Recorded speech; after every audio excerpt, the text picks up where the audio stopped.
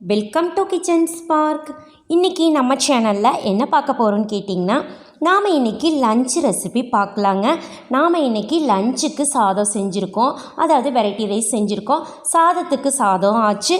ரெண்டாவது பார்த்திங்கன்னா உடம்புக்கு ஆரோக்கியத்தை தரக்கூடிய பூண்டு மிளகு வச்சு தான் நாம் இன்றைக்கி சாதம் செஞ்சுருக்கோம். ஸோ நீங்கள் கெஸ் பண்ணியிருப்பீங்கன்னு நினைக்கிறேன். நாம் செஞ்சுருக்கிற இன்றைக்கி வெரைட்டி ரைஸ் என்னன்னு கேட்டிங்கன்னா பூண்டு மிளகு சாதம் தான் செஞ்சுருக்கோம். சாப்பிட்றதுக்கு ரொம்ப டேஸ்ட்டாக இருக்கும். ரெண்டாவது உடம்புக்கு ரொம்ப ஆரோக்கியமானதும் தான். ஸோ எப்படி செய்யலான்னு பார்க்கலாம். அதுக்கு முன்னாடி இன்னும் நீங்கள் நம்ம சேனலை சப்ஸ்கிரைப் பண்ணாமல் இருந்தீங்கன்னா சப்ஸ்கிரைப் பண்ணிடுங்க. அப்படியே பக்கத்தில் இருக்கிற பெல்லைக்கானை கிளிக் பண்ணிடுங்க. அப்போ தான் நம்ம போடுற வீடியோஸ் எல்லாமே உங்களுக்கு உடனுக்குடனே நோட்டிஃபிகேஷனில் வரும். ஸோ அந்த வரிசையில் பாருங்கள், நாம் இன்றைக்கி பூண்டு மிளகு சாதம் செய்யலாம். வாங்க எப்படி செய்யலான்னு பார்க்கலாம். வீடியோக்குள்ளே போகலாம் வாங்க. ஃபஸ்ட்டு நம்ம ஒரு கடாய் எடுத்துகிட்டு ஆயில் போட்டுக்கலாங்க. பொதுவாக வெரைட்டி ரைஸ்க்கு கொஞ்சம் ஆயில் அதிகமாக இருந்தால் நல்லாயிருக்கும். ஸோ கொஞ்சம் ஆயில் அதிகமாக எடுத்துருக்கிறேன். ஆயில் காஞ்சதுக்கப்புறம் பார்த்திங்கன்னா ஒரு ஸ்பூன் அளவுக்கு கடுகு தாளிச்சிக்கலாம்.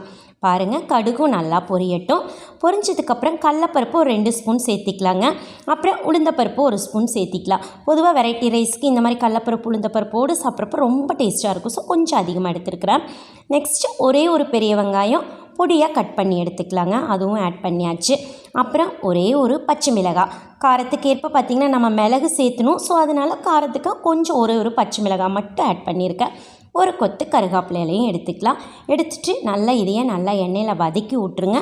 வெங்காயம் நல்லா எண்ணெயில் வதங்கி வரட்டும். பாருங்கள், நல்லா வதங்கிடுச்சு. இந்த ஸ்டேஜில் நாம் பூண்டு ஆட் பண்ண போகிறோங்க. நான் ஒரு 20 பல் அளவுக்கு பூண்டு எடுத்துகிட்டு ஒரு 15 பல் அளவுக்கு பார்த்திங்கன்னா நான் சீவிட்டேன். ஒரு 5 பல் பூண்டு மட்டும் கொஞ்சம் பொடியாக கட் பண்ணியிருக்கிறேன். ஸோ அதுதான் நான் ஆட் பண்ணியிருக்கிறேன். பாருங்கள், நல்லா வதக்கி விட்டுறலாம். சீவினிங்கன்னா பார்த்திங்கன்னா ரைஸில் சாப்பிட்றதுப்போ உங்களுக்கு சாப்பிட்றதுக்கு கொஞ்சம் நல்லாயிருக்கும் எண்ணெயில் பொரிஞ்சிச்சுன்னா. நெக்ஸ்ட்டு பார்த்திங்கன்னா தேவையான அளவு உப்பு நம்ம இதிலேயே ஆட் பண்ணிக்கலாம். ரைஸுக்கு தேவையானதும் இதிலேயே ஆட் பண்ணிக்கலாம். நீங்கள் ஆட் பண்ணிவிட்டு லாஸ்ட்டாக இறக்கிறதுக்கு முன்னாடி நீங்கள் ஒரு டீஸ்பூனோ 1.5 டீஸ்பூன் அளவுக்கு கூட பெப்பர் ஆட் பண்ணிக்கலாம். பாருங்கள், பெப்பர் பொடி ஆட் பண்ணியாச்சு. பெப்பர் ஆட் பண்ணதுக்கப்புறம் அதிகமாக வதக்க அவசியம் இல்லை. ஸோ அதனால தான் நான் லாஸ்ட்டாக ஆட் பண்ணேன். இப்போ நம்ம அடுப்பை ஆஃப் பண்ணிக்கலாங்க. எடுத்து வச்சுட்டு நம்ம ரைஸை கீழே வச்சுட்டு கூட கிளறிக்கலாம். ரைஸ் ஆல்ரெடி நல்லா வெந்து பாருங்கள், நல்லா ஆறினதுக்கப்புறமா கிளறினீங்கன்னா நல்லா உதிரியாக இருக்கும் ரைஸ். ஸோ பாருங்கள், நான் ரைஸ் ஆற வச்சு தான் எடுத்துருக்கிறேன். பாருங்கள், நல்லா உதிரியாக இருக்குது. இப்போ நம்ம நல்லா மிக்ஸ் பண்ணி கிளறிக்கலாங்க. பொதுவாக ரைஸ் உங்களுக்கு உதிரியாக வேணும்னா வேக வைக்கிறப்ப பார்த்திங்கன்னா கொஞ்சமாக ஆயில் ஊற்றிட்டிங்கன்னா உங்களுக்கு ரைஸ் நல்லா உதிரியாக கிடைக்கும். பாருங்கள், இப்போ நல்லா கிளறிக்கலாம்.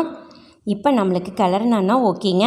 பூண்டு மிளகு சாதம் நம்மளுக்கு ரெடி ஆயிடுச்சு. பாருங்கள், கொஞ்சமாக கொத்தமல்லி எல்லாம் மேலே போட்டுக்கோங்க. சாப்பிட்றப்ப கொஞ்சம் நல்லா வாசனையாக இருக்கும், டேஸ்ட்டாக இருக்கும் உங்களுக்கு. ஸோ பாருங்கள், கொஞ்சமாக கொத்தமல்லி எல்லாம் தூவிட்டோம். லைட்டாக மிக்ஸ் பண்ணி விட்டுக்கலாங்க. அவ்வளோதான், நம்மளுக்கு பூண்டு மிளகு சாதம் சீக்கிரமாகவே ரெடி பண்ணிக்கலாம். பட் நல்லா ஆரோக்கியமானது தான். மதியானம் நீங்கள் லஞ்ச் கூட கொடுத்து விடலாங்க. ரொம்பவும் சூப்பராக இருக்கும். 6 நாளும் சாப்பிட்றதுக்கு டேஸ்ட்டாக இருக்கும்.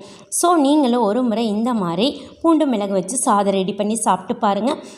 திரும்ப செஞ்சு தரணும், சாப்பிட்ணும் அப்படின்னு உங்களுக்கே தோணும். ஸோ ட்ரை பண்ணி பார்த்துட்டு எப்படி இருக்குதுன்னு மறக்காமல் கமெண்ட் பாக்ஸில் கமெண்ட் பண்ணுங்கள்.